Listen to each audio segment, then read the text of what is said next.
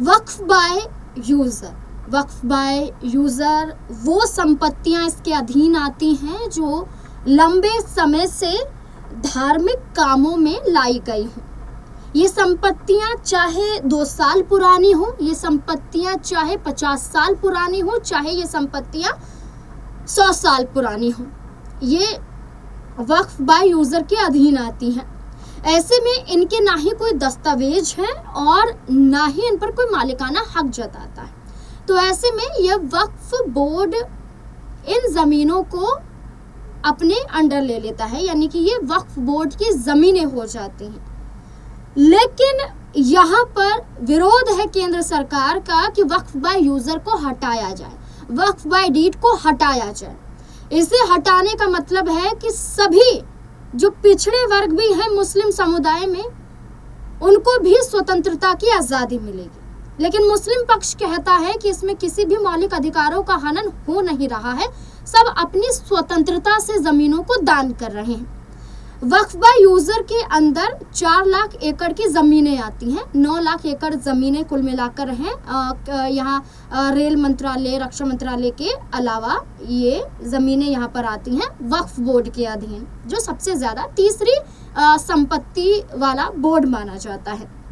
लेकिन ये दलीलें दी जा रही है कि इसे हटाया जाए, लेकिन कई दलीलें दी जा रही हैं कि इसे ना हटाया जाए।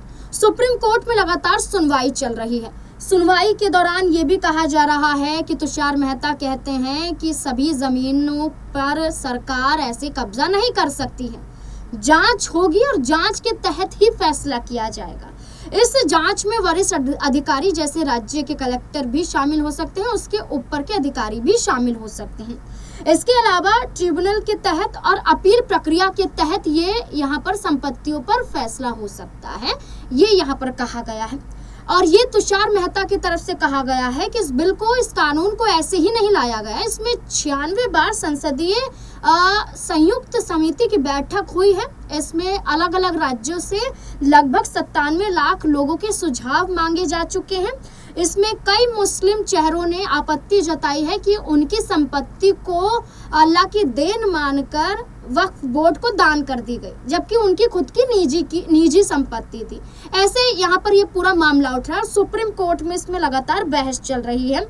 लेकिन ये देखना होगा कि जहाँ बहस छिड़ गई है, जहाँ ये कहा जा रहा है कि दस्तावेज नहीं है, वक्फ बोर्ड बिना दस्तावेज के इन्हें अधीन ले लेती है, लेकिन अब से कुछ साल पहले एक दस्तावेजों के प्रूफ या दस्तावेज जो हैं वो भी एक तरीके से प्रोसीजर में आते थे।